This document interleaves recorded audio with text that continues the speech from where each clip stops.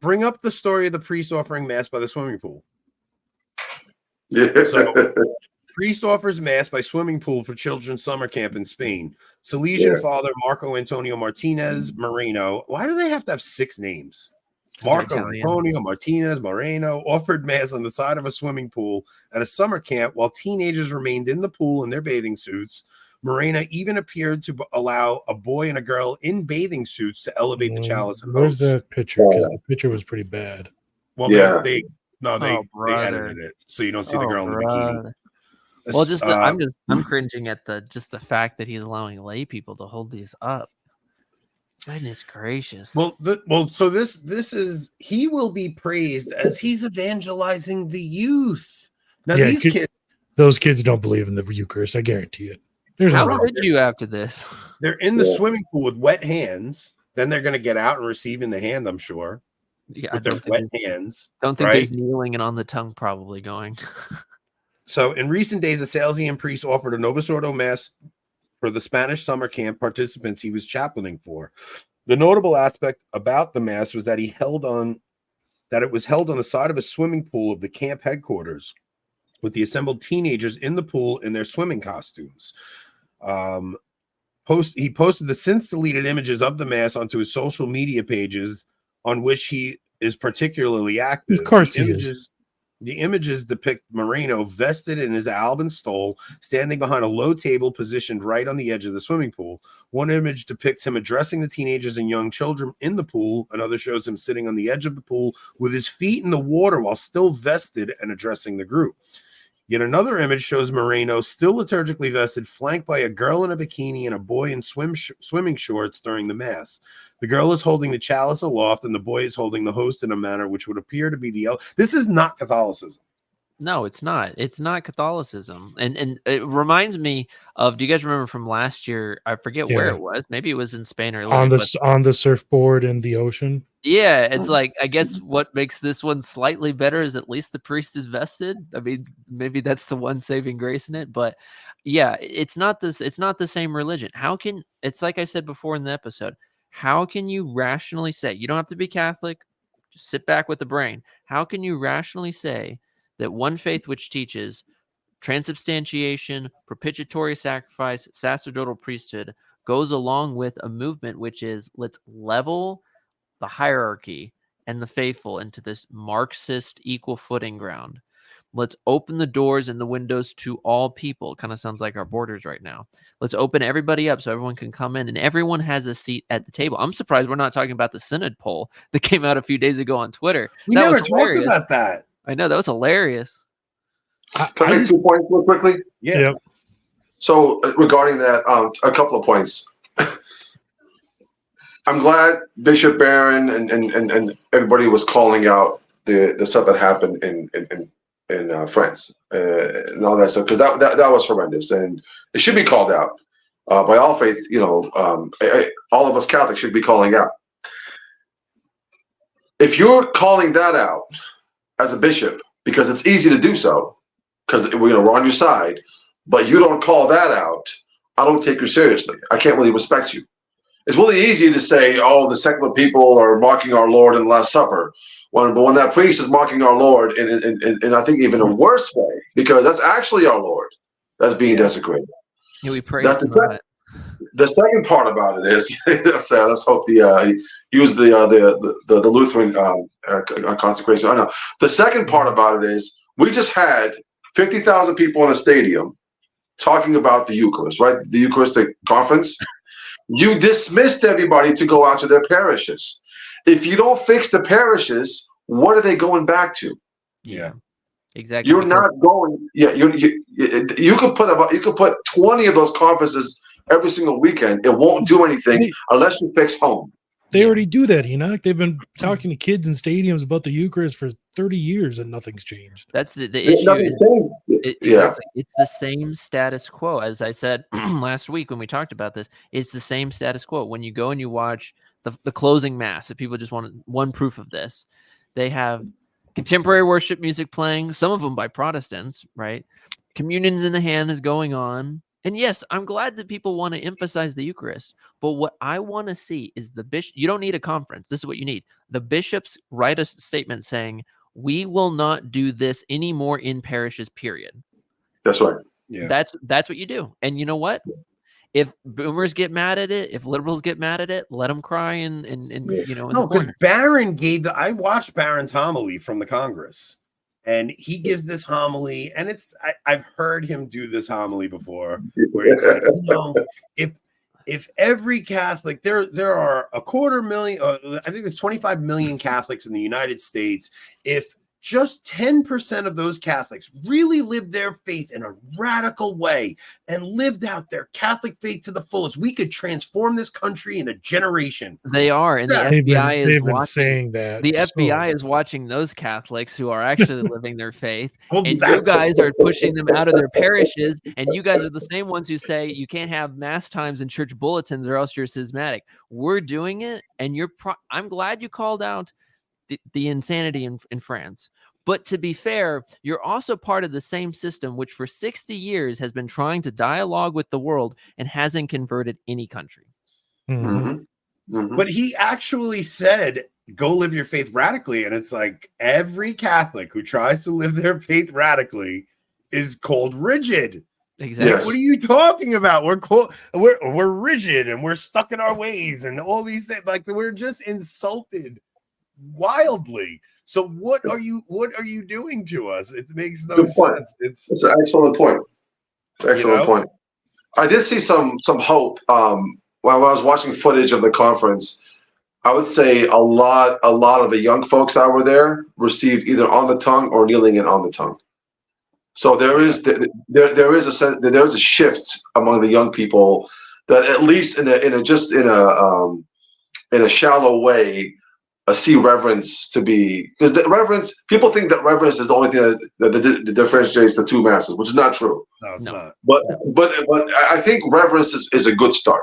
We can start there. Yeah. I said, like, people are becoming more traditionally aesthetically by osmosis. I mean, women are veiling their heads more, even older ladies too. People are receiving on the tongue. That's all good. People want Latin involved. That's all good. The main issue, of course, is that, as you said, while those things are good, they are shallow because, again, to me, at the end of the day, it doesn't matter if you're saying a Talmudic prayer or a Protestantized prayer in Latin or not. It's the substance is still something that's, worrisome. Correct. Yeah. Anthony, talk about your boat. Want to talk about your boat? Did you guys see any of the Trump boat crew out there hanging out? Yeah, there was a couple, but we go out and we take off and we're flying and all of a sudden the boat just dies. And I'm like, oh no, what the hell happened? Like the whole boat just died on us. And I'm like, I can't. Well, yeah, this kind of the sucks. chat there. Put the chat there. Put it up. Who cares if we're small? I want to see what people are saying. Yeah, I actually like seeing what the comment people say. I do too. I hate that we don't have the chatter. I'd rather see them than us. Yeah, I don't want to see Anthony's ugly Can you guys face. see that? Well, while we have locals up, I just got a notice from YouTube that the YouTube portion of this can't be monetized because of a copyright on one of the videos we played. The opening video. I don't know. I don't think it was that. It was it's one of the riot ones, probably. Yeah, it said here. What does it say here? Resist Satan fight.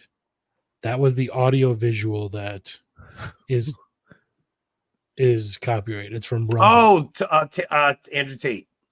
Oh yeah. That makes sense. The Andrew Tate video, probably. So if anyone wants to tip us in here, that would be great, since we will get nothing on YouTube for this. Yeah. Well, also the Synod poll. So the Synod poll that they put up on Twitter, I saw when they first launched it, and there was only like 600 votes on it. And I quote to it, it was already at 75%, like, absolutely not. We hate synodality. 25% were for it. And I quote tweeted and I said, this is amazing.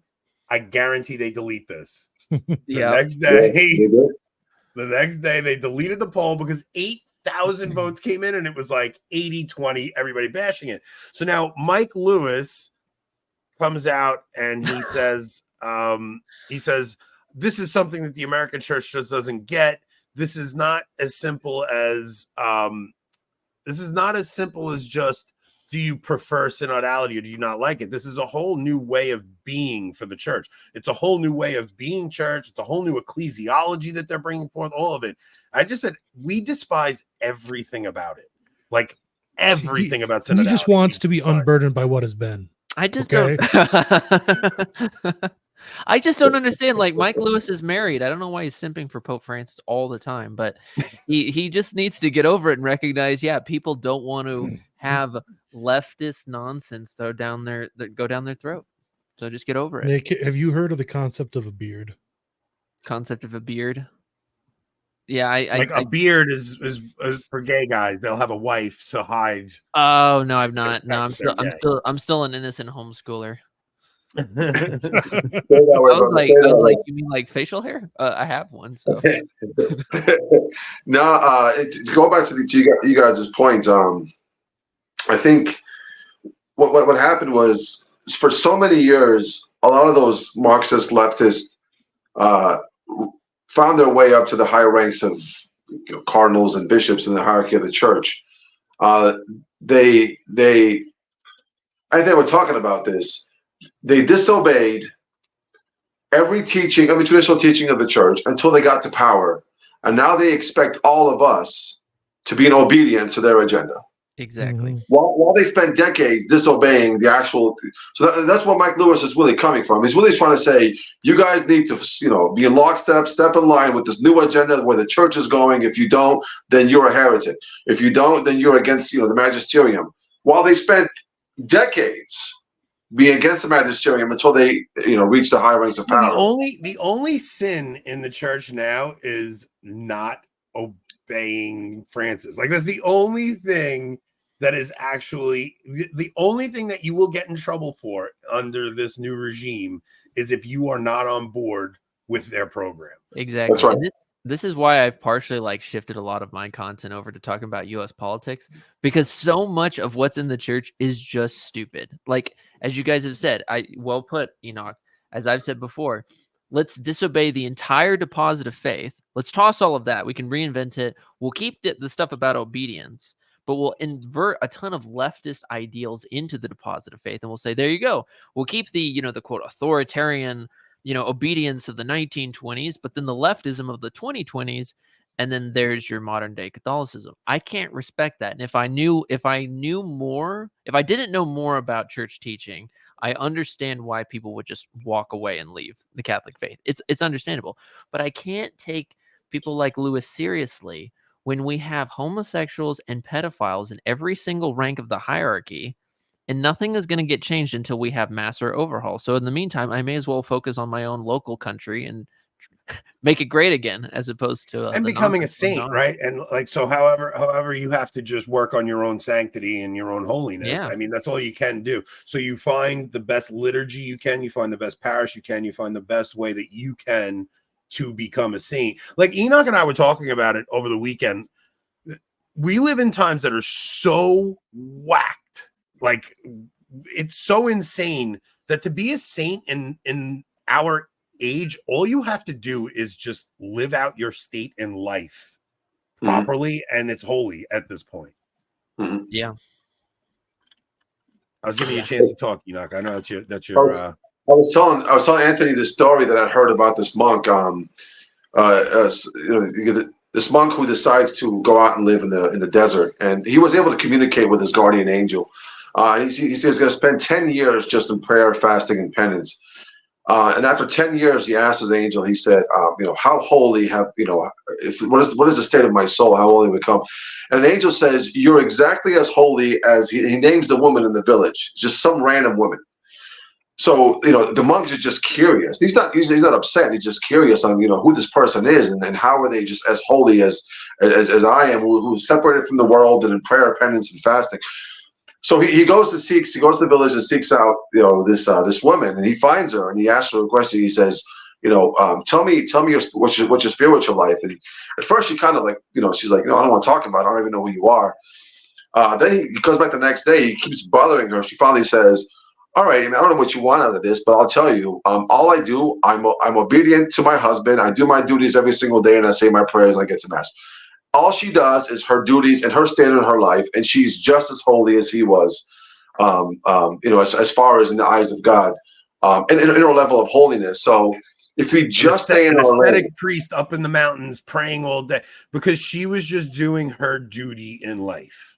that was her monastery. That was her desert. Her desert is to go within herself and do battle in the heart, and to be obedient to her husband and to build virtue.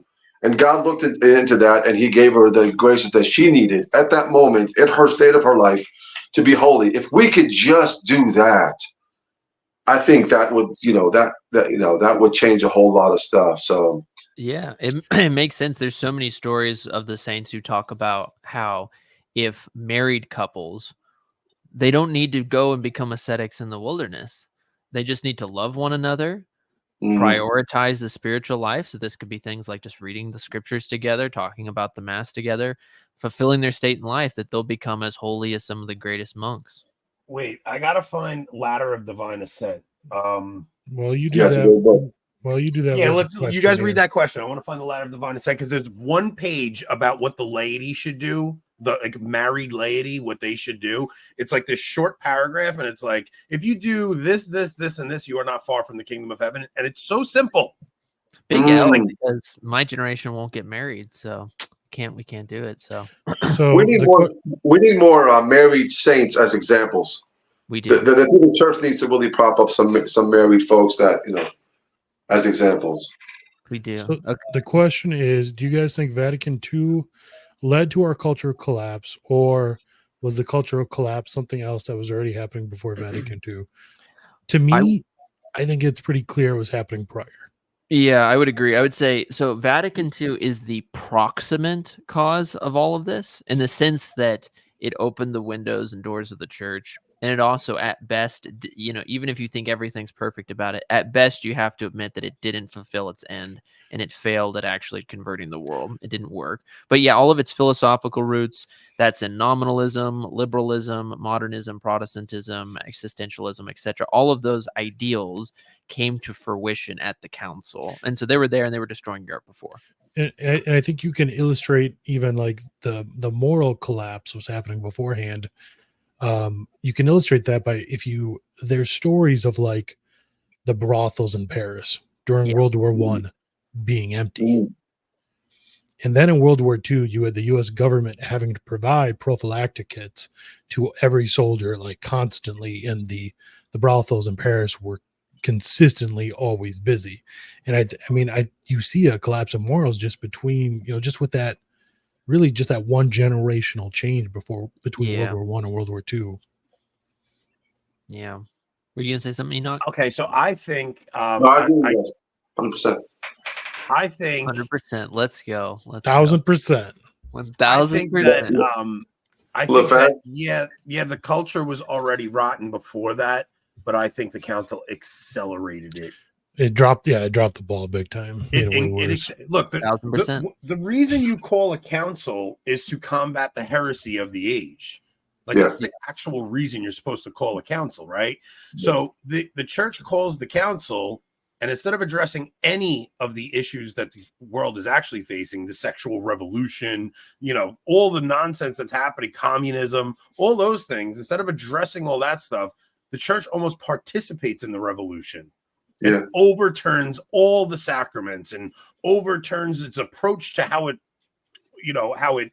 its posture towards Protestantism. And instead of pulling people towards the church, it had this outward posture to the world.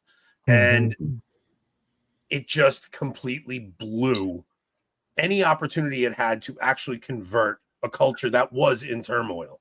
Yeah. And instead of the church converting the world converted the church. Yeah. But Enoch, you have a different position on that. You think I do have a different position. I think the world goes where the church goes. So I don't think that the church is not following the world. I think the world is following what the current state of the church is right now. Explain it. I'd be interested to hear that perspective. So explain that a little bit. So I think if you look at a lot of the downfalls that we have in the world today, or just the ideology, I think a lot of that I think that the church started that first. after Vatican II. If you really want to look at it, I gotta send it to you. Father Ripperger does a great job. What he does is he says the reason why we have this, this, and this is because we have this, this, and this in the church. So I see the perspective you're approaching it from. Okay, yeah.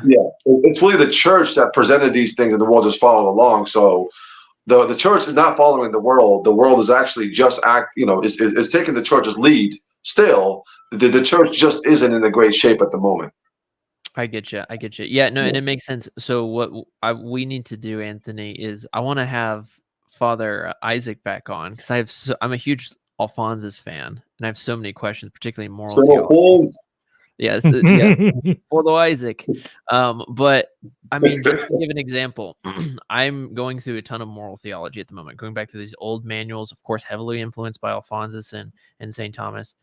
And modern confession scares me to death, absolutely terrifies me, because the instructions that you guys all probably have Prumer's Handbook of Moral Theology. Like, I mean, that's just a common book that's starting to come out there. Just go and read what the priest is supposed to do in that book, and you will walk away being like, all modern priests are failing their jobs, because every single priest is told you have to know exactly when to refuse penitence, absolution. You got to know exactly what advice you're supposed to give for every sin. You're supposed to give penances in proportion to the sins committed, or else that person's temporal punishment is given to you.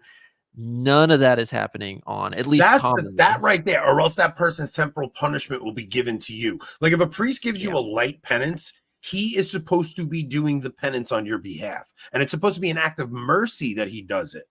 It's not supposed to be just him, like an actual real mercy, not like artificial mercy, which priests give today. They just brush everybody. Oh, go say 3 Hail Marys. Go say 3 Hail Marys. I found that paragraph in the Ladder of Divine Ascent.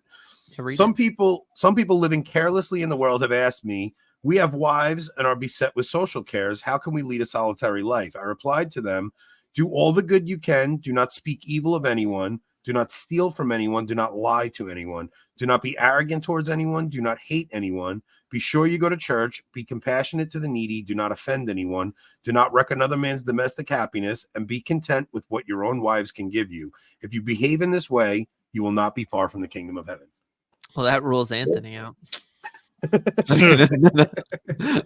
More like it rules me out because I don't have a wife. That's not really that difficult. It's not. Stay in your lane. Just stay in your lane. Like, just be a good husband. Be happy with the wife that God gave you. Like, do all the good you can. Don't speak evil of anyone. Don't steal. Don't lie. Don't be arrogant towards anyone. Go to church. RML327. Go to church. You earned heaven. Oh, that's great. Ooh, you earned your salvation. You earned your salvation. Frater Spiritus asked a great question. He says, what are penances like traditionally? Yeah, what penances did people traditionally get? Alphonsus is emphatic. He said, if you confess a mortal sin, the priest is supposed to give you a rosary. That would be something that would be more or less. That's actually less harsh than I thought it would be. It is in the consent. If you look at all of church history again, you would see that the ancient church, its penances were, by our standards, insanely severe, because they were like, oh, you committed adultery, 10 years fasting on bread and water. Maybe, just maybe before you die, you can have the Eucharist one more time. Maybe just one time. And now, of course. Yeah, but adultery is a big one, right? Adultery is a very big one. Oh, you want me to give you a medieval one for like a medieval one. Let's say somebody had impure thoughts of lust and 4 days penance, or no joke, they would flog people as well. So when a person goes in there today and he's just like, yeah, I've been watching porn for a month, I've been engaging in masturbation for a month, and the priest just is like, well, try harder. 2 Hail Marys, say your act of contrition outside. Like, you guys, unless you as a priest are St. Jean Vianney and you're just doing insane penances that I don't know of, which if you are, God bless you for doing that. Probably not. you are probably damning that soul, especially if it's a habitual sinner continuing to do this over and over and over again, and you're not withholding absolution, because that person clearly is not contrite. Because contrition is, I have offended God. I'm not sad because my conscience convicts me or I think of myself less. I'm sad because I've offended God and I've lost God, etc. And is that the mentality? So unless you're preaching that, it's not going to be. We only got like 6 minutes left, but I want to ask you what your thoughts are, because the church clearly did at one point have mutilating the flesh as a penance, right? Where you would flog yourself, things like that, do some kind of mortifying the flesh, not mutilate. Mutilation would be going too far, but mortifying the flesh, physically mortifying the flesh, not just mortifying it through fasting. Hair shirts, tinctures, things like that. Yeah, when does the church start getting away from that? Is that Vatican II? Later? When Dan Brown wrote about it in his novels. Yeah, Vatican II, because all of the religious orders had the discipline, which is basically the whip, hair shirts. For instance, my spiritual father, right, Father Albert, traditional Dominican. People probably recognize him from the Fatima Center videos, etc. He's a society Dominican. They follow the old rule, which means he perpetually abstains from meat for the rest of his life. He fasts 1 meal a day from September 14th till Easter, which is the traditional rule of all the traditional orders. So 6 months a year of fasting. He does the discipline 3 times a week. He wears a hair shirt. Like, these are old school penances. And then you see now what are priests and monks and nuns doing today? They have TikTok videos, TikTok accounts where they're dancing online, all kinds of insanity. And so you see it get dropped. You do see some, to their credit, keep it up. So to his credit, I'm a critic, of Pope John Paul II in many ways, but to his credit, he continued to use the discipline himself. To his credit, he continued to do that. And Escriva, right? Yeah, Jose Escriva did. Opus Dei, I believe, actually has it in their rule of life. So Scott Hahn's doing that. You guys just don't know, but he's probably doing that. Daily flagellation. I don't know if it's daily, but I think it might be weekly in the rule. But, it is something on a spiritual level. You have to have a confessor grant you this, right? Because you don't want to just indiscriminately do this. But in and of itself, it is 1000% a good thing, to the point where St Alphonsus says, if a holy priest came to you and told you, your internal penances matter more, you don't need to do the discipline, you don't need to do these external penances, know that he is a devil in sheep's clothing and a false prophet. Because we have to mortify our flesh, whether that be removing the occasion of sin, fasting from meat, or sometimes hair shirts and the discipline. Call me Richard, I don't care. Does listening to Lofton rap count as flagellation? Flagellation to the ears, maybe. I don't know. If I was a priest, I would just tell them all to listen to Enoch's videos, but they have to do a 10-hour loop of it, and they can't move. This isn't a bad idea, cigar mode. We should show up at Mass even earlier, like in Novus Ordo, in the parking lot, holding up signs saying, kneel and receive the Eucharist. Like, you got to pressure people. Like, holding signs up outside of Mass. I was saying it in the sense that, like, they need to do a good deed. They need to go and just listen to your video, but they have to listen to it on a 10-hour loop. If they want a harsh penance, listen to my video. Listen to my music. Bro, not gonna lie, I'm not a rap guy at all, but some of your stuff I really do like. I'm like, this is pretty good. Yeah, same. But yeah, thanks, man. Appreciate you guys. Yeah, I had such a fun time, man, this weekend. I can't tell you. Dude, we're gonna do Pennsylvania in the spring, like after Easter. We're gonna do PA again. Yeah, I mean, whatever. Let's just try and figure that out. Nick, but you better plan on that. Again, man, appreciate your hospitality and everything. I appreciate everything you guys did. I did mention Archbishop Lefebvre on stage, and Hey, what? Tell me that. No, Nick, in front of the most Novus Ordo Normie crowd ever. Left? This guy gets up on stage. I got a song called "Church in Africa." Yeah. And I said, a lot of us, do look up to the reverence and the devotion that they have in Africa. And I said, you guys do know that we don't have that reverence in the church in Africa if it wasn't for Archbishop Lefebvre's in Africa. What he brought to Africa is the reason what we have in Africa today. And I think I got a couple people like clap, and others were like, "Who is that?" No, look, they all roared in applause because they had no idea who Archbishop Lefebvre was. They just thought he was just some archbishop. They're like, yeah, probably a moment Franco wishes he wasn't in the room. So I wish I was as soon as he said it the first time, because he said it twice. As soon as he said it the first time, I grabbed my camera and recorded it. So I'm gonna try and look through my video. I got a bunch of videos from Enoch performing. If I can find the Lefebvre clip, I'm posting it. If you can, Anthony, send some of those to me on WhatsApp. Okay. You bring him to one SSPX mass, and look what happens. All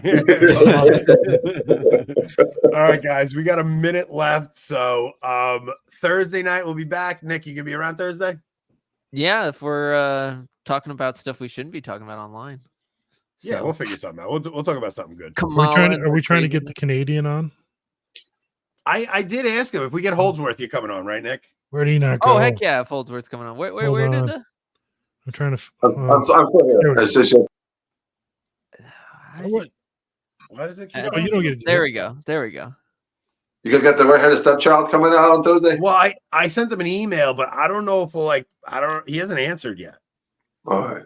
If he says so I don't know if we're too, because he down. came out and said he wouldn't do church gossip anymore and stuff. So I don't know if maybe we're persona non grata anymore. I don't know. We'll see. No, just you. Two things. That'll be fun. Yeah, if he comes on, I'll definitely come on. That'd be fun. I've never gotten to meet him. Well, we got 10 seconds left, so here's. All right, yeah, guys, we'll see you Thursday. America, great again. Go vote for Donald Trump. Do the right thing. That's all I got to say. Yes, sir. Peace out, boys.